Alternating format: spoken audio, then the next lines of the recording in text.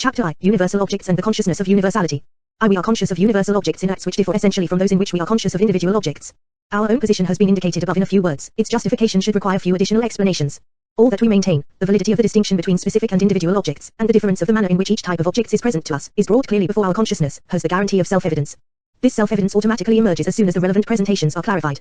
We need only refer to cases where individual or specific presentation are intuitively fulfilled, to be utterly clear as to the sorts of objects meant by such presentations, and as to what counts as an essential homogeneity or disparity in their sense. Reflection on both classes of acts simply makes plain whether or not there are essential differences in the manner in which they are performed. In the latter regard, comparison shows that the act in which we mean the species is in fact essentially different from the act in which we mean the individual, whether, in this later case, we refer to a whole concrete thing, or to an individual piece or property attaching to it. There are, of course, certain phenomenal communities in either case.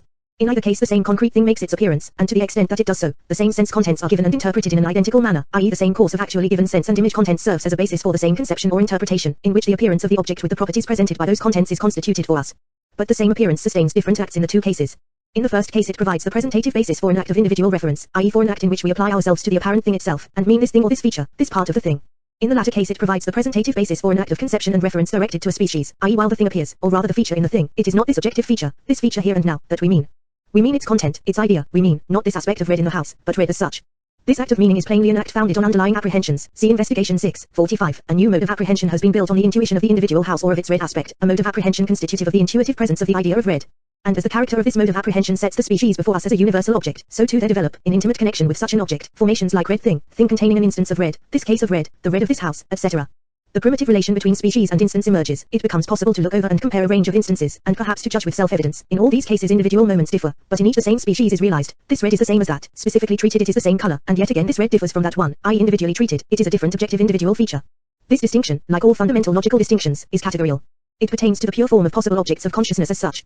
See also Investigation 6, Chapter 6f. To the indispensability of talk about universal objects the excesses of conceptual realism have led men to dispute, not merely the reality, but the objectivity of the species. This is certainly quite wrong. The question as to whether it is possible or necessary to treat species as objects can plainly only be answered by going back to the meaning, the significance, the sense, of the names standing for species, and to the meaning of the assertions claiming to hold for species. If these names and assertions can be interpreted as making the true objects of our intention individual, if the intention of the nominal and propositional thoughts which give them meaning can be thus understood, then we must yield to our opponent's doctrine.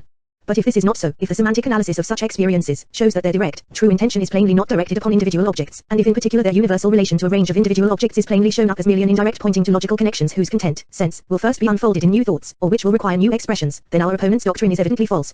Now in fact we cannot at all help distinguishing between individual singulars, like the things of experience, and specific singulars, like the numbers and manifolds of mathematics, or like the presentations and judgments, the concepts and propositions, of pure logic. Number is a concept which, as has often been stressed, has 1, 2, 3, as its subordinate singulars. A number is, for example, the number 2, not any group of two individual objects. If we mean these, even quite indefinitely, we should also say so. Our thought will then at least march with our expression. The difference between individual and specific singulars corresponds to the no less essential difference between individual and specific universals, or between individual and specific universality. These differences at once carry over into the field of judgment, and run through the whole of logic. Singular judgments divide into individually singular judgments such as Socrates is a man, and specifically singular judgments such as 2 is an even number, or a round square is a nonsensical concept. Universal judgments divide into individually universal judgments such as all men are mortal, and specifically universal judgments such as all analytic functions can be differentiated, or all propositions of pure logic are a priori. These distinctions and others like them are quite irremovable. We are not merely dealing with abbreviated expressions, we cannot eliminate such differences through any elaboration or circumscription. Inspection of each instance will, for the rest, yield the conviction that a species really becomes an object in knowledge, and that judgments of the same logical forms are possible in relation to it, as is the case with individual objects. We may choose an instance from the group that concerns us particularly. Logical ideas, unitary meanings as such, are, as we said, ideal objects, whether they present what is universal or what is individual. For example, the city of Berlin as an identical sense which recurs in talk and reference, or the direct idea of the theorem of Pythagoras, whose explicit utterance need not be carried out, or this very idea the theorem of Pythagoras. We, from our point of view, would point out that each such meaning certainly counts as a unit in our thought and that on occasion we pass evident judgments upon it as a unit. It can be compared with other meanings and distinguished from them. It can be an identical subject for numerous predicates, an identical term in numerous relations. It can be summed together with other meanings and can be counted as a unit. As self-identical, it can in its turn serve as the object for many new meanings. All these things are the same in its case as in the case of other objects, for example horses, stones, mental acts etc., that are not meanings. A meaning can be treated as self-identical only because it is self-identical. This argument we find unassailable. It applies of course to all specific unities, even to such as are not meanings. 3. Must the unity of the species be regarded as a spurious unity? Identity and exact likeness. We wish to follow tradition in upholding a strict view of the identity of the species, in contrast with prevailing doctrines which pin their faith on the wide diffusion of improper uses of identity. Very often we speak of the same thing in the case of exactly like things. We speak, for example, of the same cupboard, the same dress, the same hat in the case of exactly similar products framed on the same pattern, products, i.e., exactly like one another in such respects as interest us in connection with such things. We speak in this sense of the same conviction, the same doubt, the same question, the same wish etc. etc. Such impropriety of usage is thought likewise to be present in talk of the same species and, in particular, in talk of the same meaning. We speak of the same meaning, the same concept, the same proposition, in relation to a pervasively like meaning experience. We speak of the same red in general, the same blue etc., in respect to a pervasively like coloring. Against this argument I object, that an improper use of identity in the case of like things, refers us back, through its very impropriety, to a proper use of the same term, i.e. to an identity. We find in fact that wherever things are alike, an identity in the strict and true sense is also present. We cannot predicate exact likeness of two things, without stating the respect in which they are thus alike. Each exact likeness relates to a species, under which the objects compared, are subsumed. This species is not, and cannot be, merely alike in the two cases, if the worst of infinite regresses is not to become inevitable. If we specify the respect of our comparison, we point by way of a more general class term to the range of specific differences among which the one which appears in our compared members is to be found. If two things are alike as regards form, then the form species in question is the identical element. If they are alike as regards color, the color species is this element, etc., etc. Not every species has of course an unambiguous verbal expression, and so at times a suitable expression for respect is lacking, and to state it clearly might be difficult. We nonetheless keep it in view, and it governs our talk of a likeness. It would of course appear as a total inversion of the true state of things, were one to try to define identity, even in the sensory realm, as being essentially a limiting case of a likeness. Identity is wholly indefinable, whereas a likeness is definable. A likeness is the relation of objects falling under one and the same species. If one is not allowed to speak of the identity of the species, of the respect in which there is a likeness, talk of a likeness loses its whole basis. For objections to the reduction of ideal unity to dispersed multiplicity, we now direct attention to another point. Should anyone wish to reduce talk about a single attribute to a subsistence of certain relations of exact likeness, we ask him to consider the difference which comes out in the following opposition. We make a comparison between our intention, when we grasp any group of intuitively like objects in unitary fashion, or when we recognize their exact likeness at a single glance, or when in single acts of comparison we recognize the likeness of one definite object to certain others and ultimately to AGI objects in the group 1 and 2. Our intention when, possibly basing ourselves on the same intuitive foundations, we apprehend as an ideal unity the attribute which constitutes the respect in which the things are alike or are compared. It is plain that, in our two cases, the target of our intention, the object meant and named as subject of our assertion, is quite different. However many like objects may float before us in intuition or comparison, they and their likenesses are certainly not what we mean in our second case. What we mean is the universal, the ideal unity, and not these units and pluralities. The two intentional situations are utterly different, not merely logically, but also psychologically. In the second case no intuition of likeness, not even a comparison, is at all needed. I recognize this paper as paper and as white, and thereby make clear to myself the general sense of the expressions paper and white as such, but I need not carry out any intuitions of likeness nor any comparisons. One can say for the rest, no doubt, that these conceptual ideas would never have arisen had like objects never appeared together, nor been intuitively related by their likeness. This psychological fact is, however, totally irrelevant here, where the question weighed concerns what an attribute counts as in knowledge, and what it should count as in the full light of evidence. It is clear, further and lastly, that when we try to make plain an intention to a species by somehow presenting singulars as belonging to groups of exact similars, such presented singulars only comprise a few members of such groups, and can never exhaust their total range. One may then well ask what will give unity to this range, what will make it a possible object for awareness and knowledge, if the unity of the species altogether lapses, and together with it the thought form of allness, which gives the species a bearing on the whole host of A's represented in our thought, which we refer to through the sense of the expression the totality of A's. To point to the same universally shared moment will of course not help us at all. It is numerically present as often as there are single objects represented within the range of the species. How can anything unify if it must itself first be unified? We can also derive no assistance from the objective possibility of recognizing all members of the range to be like one another. It cannot give unity to this range for our thought and knowledge. For, as a possibility, it is nothing for our consciousness, unless we think of it and grasp it. But such a grasp would, on the one hand, presuppose the thought of the unity of the range, and this range would itself also confront us as an ideal unity. Each attempt to transform the being of what is ideal into the possible being of what is real, must obviously suffer shipwreck on the fact that possibilities themselves are ideal objects. Possibilities can as little be found in the real world, as can numbers in general, or triangles in general. The empiricistic attempt to dispense with species as objects by having recourse to their extensions can therefore not be carried out. It cannot tell us what gives unity to such extensions. The following objection makes this particularly clear. The conception we are criticizing operates with circles of similars, but makes too much light of the difficulty that each object belongs to a plurality of circles of similars, and that we must be in a position to say what distinguishes these circles of similars among themselves. It is plain that, in default of a previously given specific unity, we cannot avoid a regress in infinitum. An object is similar to other objects, to one object in the respect A, to another in the respect B, etc. But such respects do not imply that a species is there, which affects unity. What then unifies the circle of similars determined, for example, by redness, as against the circle determined by triangularity? The empiricistic conception only says, these are differing similarities. If A and B are similar in respect of red, and A and C in respect of triangularity, these similarities must differ in kind.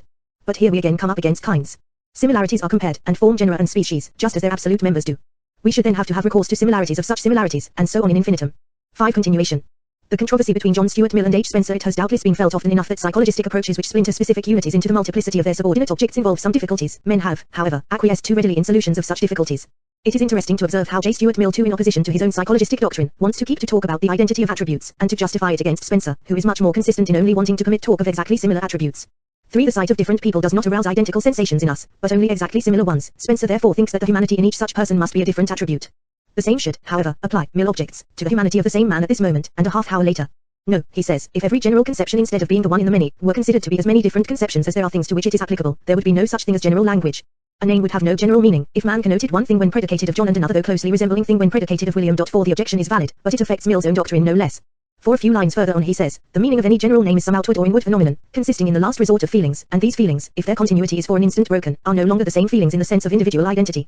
Mill thinks he can easily escape the difficulty he has so sharply emphasized. What then, he asks, is the common something which gives a meaning to the general name? Mr. Spencer can only say, it is the similarity of the feelings, and I rejoin, the attribute is precisely the similarity.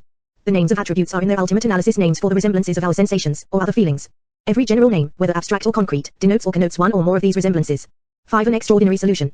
Connotation therefore no longer consists in attributes in the ordinary sense of the word, but in these similarities. What has been achieved by this changeover?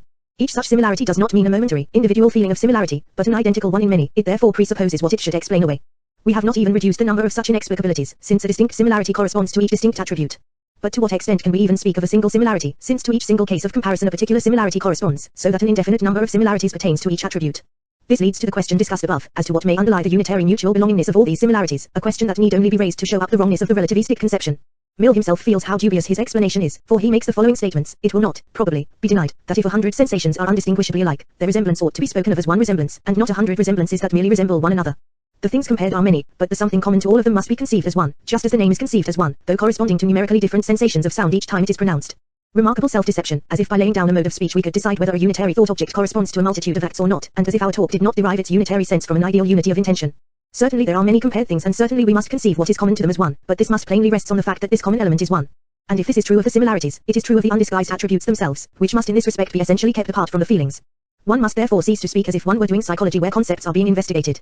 The question between Mr. Spencer and Mrs. Mill is merely one of language, for neither of us believes an attribute to be a real thing, possessed of objective existence. We believe it to be a particular mode of naming our sensations, or our expectations of sensation, when looked at in their relation to an external object which excites them. The question raised by Mr. Spencer does not, therefore, concern the properties of any really existent thing, but the comparative appropriateness, for philosophical purposes, of two different ways of using a name. We also, of course, do not believe in the reality of attributes, but we demand a somewhat keener analysis of what lies behind such ways of using a name, and of what establishes the appropriateness of names for philosophical purposes. Mill fails to see that the unitary sense of a name, and of every expression, is a specific unity, and we merely push the problem back a stage when we reduce the unity of the species to the unity of a verbal meaning. 6. Transition to the following chapters. We have, in our last treatment, been forced to react critically to conceptions opposed to ours. In this we encountered a line of thought common to all forms of empiricistic theories of abstraction, however much they may otherwise differ in content. It seems necessary, however, to grant greater play to such criticism, so as to draw more profit from our conception of the essence of universal objects and universal presentations, in analyzing and testing the various main types of modern theories of abstraction. Critically to point out errors in other thinkers' views will provide an opportunity to round off and complete our own conception, and at the same time to test its reliability. The empiricistic theory 6 of abstraction, like most parts of modern epistemological theory, suffers from the mixture of two essentially different scientific interests, one concerned with the psychological explanation of experiences, the other with the logical classification of their thought content or sense, and the criticism of their possible achievement as acts of knowing. In the former regard we seek to establish empirical bonds tying without experiences in question to other facts in the flux of real happenings, facts responsible for them causally, or on which they exert effects.